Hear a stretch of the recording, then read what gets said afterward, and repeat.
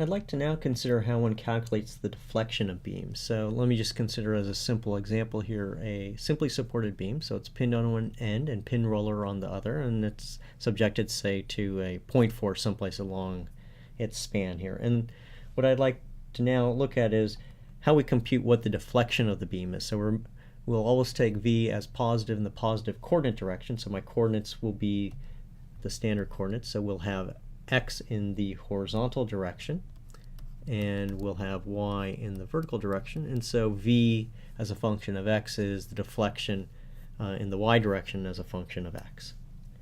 Now, the way we're going to go ahead and do this is we're going to use an equilibrium approach to determine v of x. So it's similar to what we did for trying to figure out the rotation of torsion bars. We wrote an equilibrium equation in terms of the rotation phi there, or how we figured out the deflection of axial bars, where we wrote an expression for equilibrium in terms of the axial deflection u as a function of x. So here we're going to try and write an equilibrium equation in terms of v of x and use that to solve for the deflection of beams.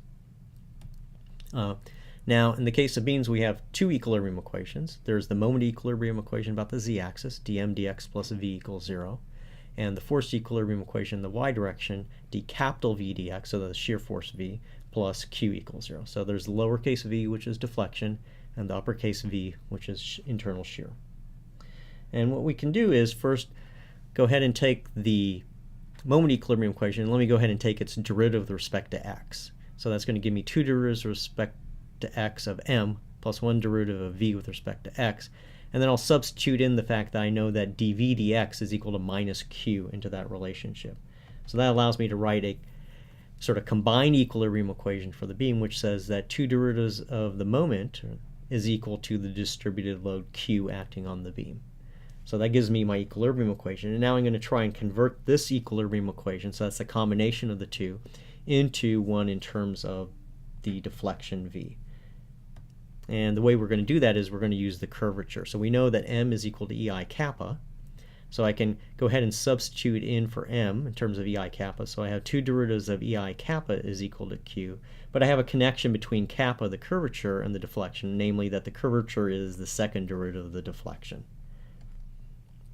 So if I make use of that relationship, I have a differential equation, fourth order, in terms of v that allows me to solve for v. So if I can solve this fourth order differential equation, it's an equilibrium equation for the beam. It combines up both moment and force equilibrium. If I can solve this equation for v, I can compute the deflection of the beam. And it's given to me in terms of the applied distributed load to the beam itself. It's fourth order, and that means I'm going to need four boundary conditions. We typically will take two boundary conditions from the left side and two boundary conditions from the right side.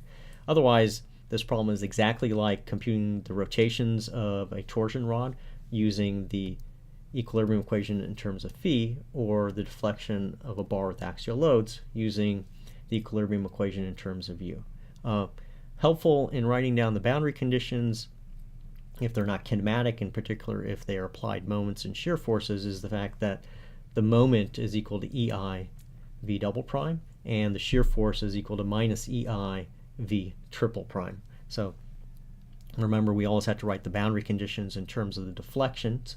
So if I'm given a moment, say capital V, then I can write that down as a condition on the third derivative of the deflection of the beam. And this is the way that we'll solve for the deflections of beams. We'll solve this fourth order ordinary differential equation. Now note, if the problem is statically determinate and you already know what the internal moment is in the beam, it's easy enough simply to start at this relationship here, which says that m is equal to ei v double prime, and just integrate the moment twice to get the deflection. But in general, we'll always work with this fourth order differential equation. But there is one small shortcut if the problem is statically determinate. One of the advantages of working with the fourth order equation is you just simply always do the same procedure, no matter if the problem is determinate or indeterminate.